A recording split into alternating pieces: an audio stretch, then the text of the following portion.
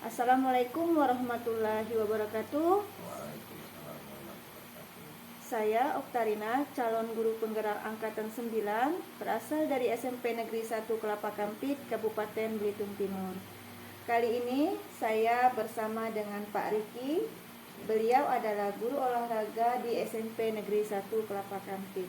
Assalamualaikum Pak Riki. Waalaikumsalam. Bagaimana kabarnya Pak hari ini? Alhamdulillah. Alhamdulillah. Alhamdulillah Pak ya. Oke Pak, hari ini kita akan mengadakan percakapan Pak ya, praobservasi. Hari ini kan Bapak masuk kelas ya Pak ya? Ya. Kelas berapa ya Pak ya? Kelas 9 C. Oke, kelas 9C.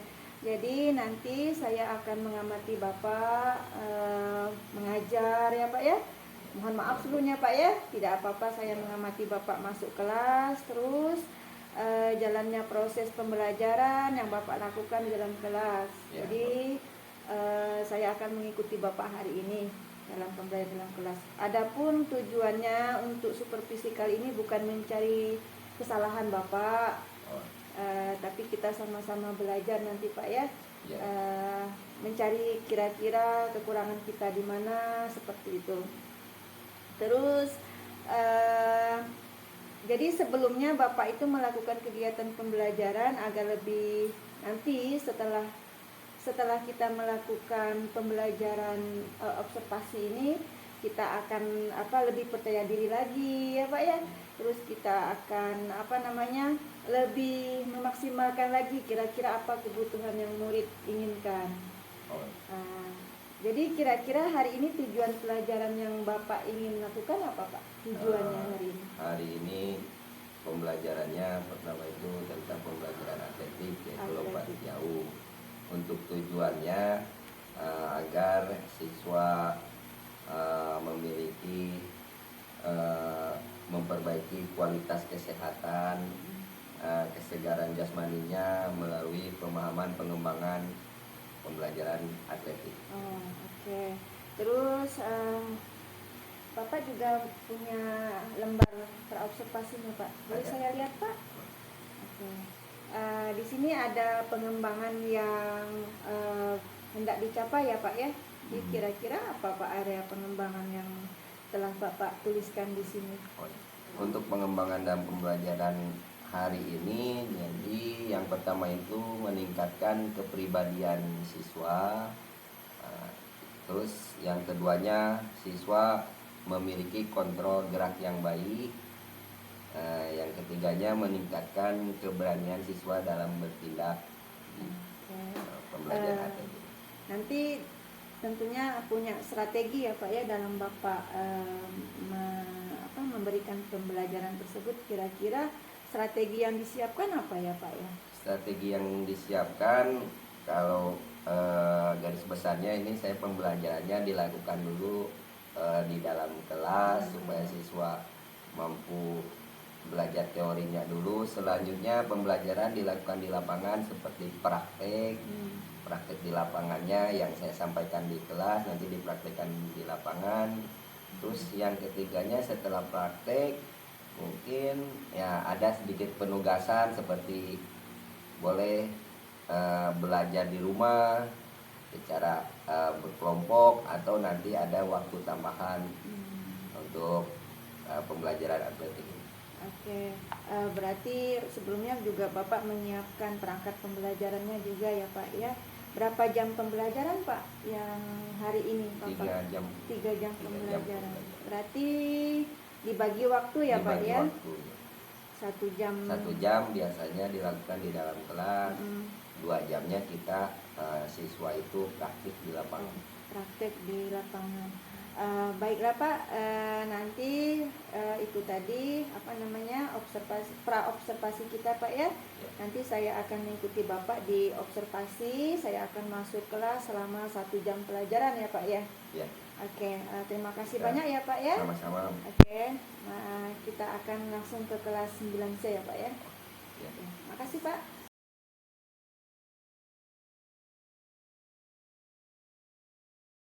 Kita sebelum mulai pembelajaran, silakan ketua kelas pimpin dulu berdoa.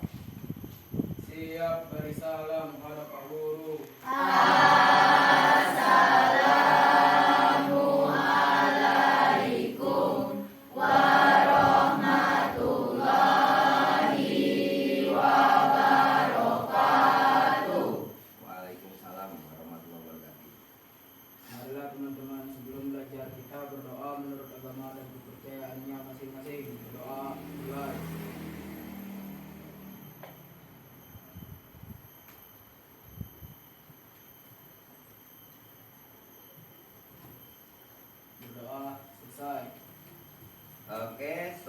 Selamat pagi anak-anak. Hari ini pelajaran olahraga Bapak mau absen dulu. Keterangan dari guru piket yang tidak masuk 1 orang ya. Oh, ya. Oke. Selanjutnya sebelum kita belajar ke lapangan, pembelajarannya di dalam kelas terlebih dahulu ya. 1 jam pelajaran kita di dalam kelas. Pembelajaran hari ini yaitu tentang atletik. Kalau pembelajaran lalu kita belajar tentang permainan olahraga bola kecil. Hari ini kita tentang atletik. Nah, pertanyaan dari Bapak ya. Sebutkan salah satu nomor yang diperlombakan dalam olahraga atletik. Nomor apa? Nomor lari. Nah, pembelajaran hari ini selain nomor lari, ada juga jalan, ada juga lompat, ada juga lempar. Yang akan Bapak terangkan yaitu tentang pembelajaran lompat. Lomba yang diperlombakan dalam kategori lompat. Lompat tinggi, lompat jauh. Perhatikan ke depan. Atletik. Nomor yang diperlombakannya tadi apa? Jalan. 2, 3. Oke, apa lompat atau lempar? 4. Lempar. Nah, dari jalan kalian sudah pernah mempelajari waktu kelas 7 dan 8 jalan apa? Jalan cepat. Lari jarak dekat, benar. Menengah, jarak jauh. Lompat jauh.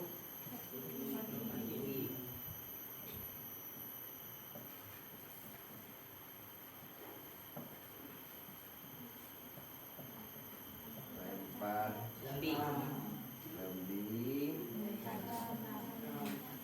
cakram. Oke, tolak peluru. Masuknya ke dalam lemparnya.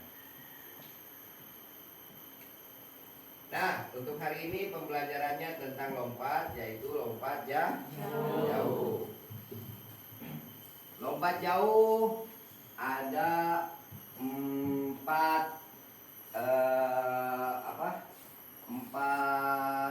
gerakan yang harus dipelajari sebelum kita melakukan lompat jauh. Yang harus kalian ketahui, yang harus kalian pelajari adalah ada 4 gerakan. Yang pertama gerakan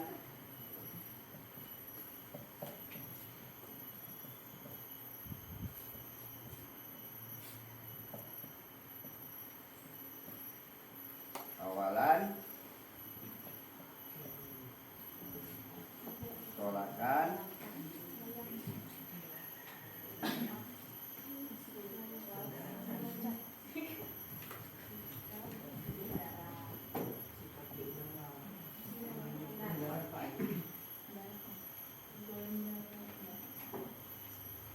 nah ini adalah 4 gerakan untuk menguasai lompat jauh. Yang pertama awalan, yang kedua tolakan, yang ketiga sikap di udara, yang keempat pendaratan. Sekarang bagaimana cara melakukan awalan pada saat kita mau melakukan lompat jauh? Kita ambil ancang-ancang dulu dengan jarak berapa meter ya, 10 meter minimal. Dari awal pelan, makin mendekat itu makin cepat lari kita. Itu untuk awalan. Jangan diperlambat, makin dekat makin ngerem, misalkan makin lambat. Nah, itu nanti hasil pada saat lompatannya mungkin kurang maksimal.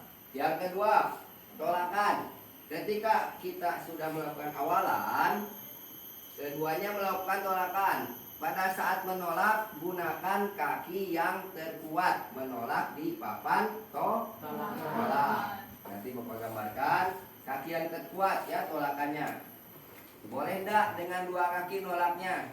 Dalam peraturan memang tidak ada, tapi kalau dengan dua kaki tidak akan maksimal. Jadi usahakan dengan satu kaki karena kita awalannya sambil berlari. Satu kaki yang terkuat. Terus saat tolakan tidak boleh ada melewati batas tolakan. Ya, ada batas tolakan, kaki itu tidak boleh lewat dari batas tolakan. Yang ketiga, sikap di udara. Sikap di udara ini ada 3. Gaya menggantung, berlari, satu kaki yang terkuat. Terus saat tolakan tidak boleh ada melewati batas tolakan. Ya, ada batas tolakan, kaki itu tidak boleh lewat dari batas tolakan. Yang ketiga, sikap di udara. Sikap di udara ini ada 3. Gaya menggantung, gaya berjalan. Nah, benar. Bagi para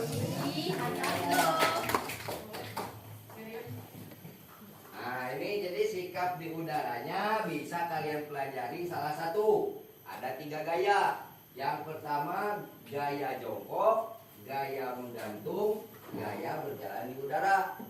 Nah, salah satu kalian kuasai. Boleh tidak menguasai 3 ini? Boleh, tapi minimal salah satu harus bisa menguasai. Kenapa? Ini membantu ya, membantu untuk hasil lompatannya, hasil saat mendaratnya jauh nanti. Ya. Nah, ini sikap di udara. Yang terakhir yang harus dikuasai adalah pendaratan. Kenapa pendaratan ini harus dikuasai? Tidak karena maksudnya tidak sembarangan gitu. Kenapa harus dikuasai pendaratan ini?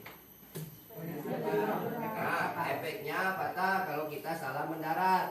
Contohnya mendarat dengan satu kaki. Boleh dengan satu kaki. Usahakan mendaratnya dengan 2 kaki, tapi ya mengurangi cedera tadi. Terus dampaknya nanti kalau 2 kaki kita menopangnya lebih kuat, tidak jatuh, tidak berguling.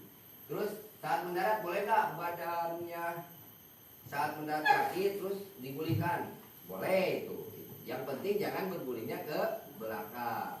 Mendarat dengan kepala boleh nggak? Boleh kalau kuat kepalanya. Ya, tapi itu jangan dilakukan, ya.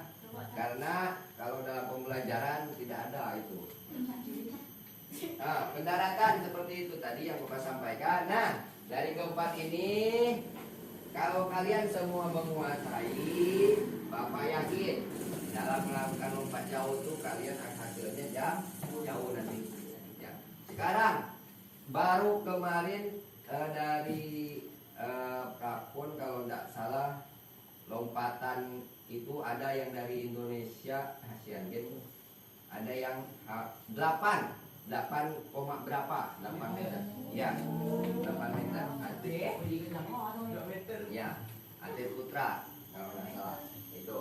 Nah, dari sini ada pertanyaan anak-anak? Tidak ada. Sekarang gambarannya aja ya, lapangan lompat jauh ya, gambarannya. Tadi kalian cara melakukan awalan mulai dari melakukan awalan sampai ke mendarat. Ini bak pasir. Tempat bak. Biasanya tolakan tuh berjarak 1 meter. Nah, ya, 1 meter. Ini tolakan. Papan tolaknya, papan tolak. Maaf ya kalau bagus gambarnya ya.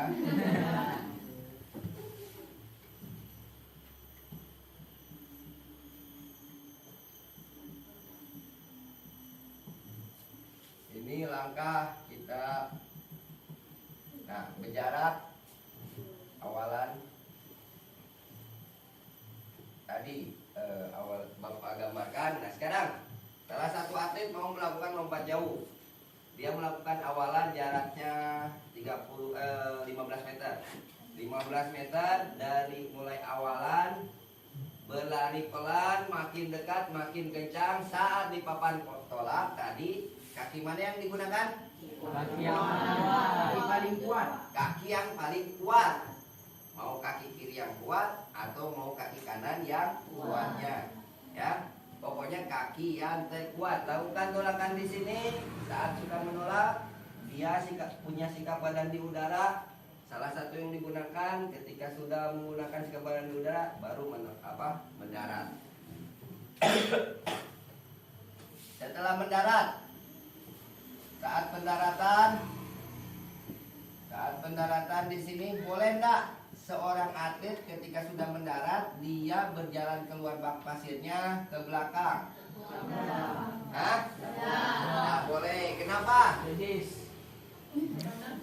Kenapa enggak boleh? Nah itu ketika sudah mendarat diusahakan jangan balik, kembalinya jangan lewat belakang tapi ke depan berjalan. Karena nanti langkah dia ke belakang itu dihitung. Dia udah mendarat tapi balik lagi dia ke sini dihitung sampai sini. Jadi ujung-ujungnya tidak ada jarak. Makanya selalu diingatkan ketika para panitia atau panitia lompanya berjalan ke depan. Seorang atlet ketika sudah lompat berjalan ke depan. Kalau di sini dia pendaratan pertama yang dihitung. Di sini misalkan 6 meter. Oke. Ya, ini gambarannya. Nanti kalian akan mempraktekkan di lapangan. Sudah ada gambaran dari Bapak. Kita belajar mulai dari awalan, selanjutnya tolakan, selanjutnya sikap di udara, selanjutnya pendaratan. Cukup sekian untuk pembelajaran di dalam ruangan. Selanjutnya silakan ganti pakaian, kita ke lapangan. Oke. Ya. Bapak tunggu di lapangan.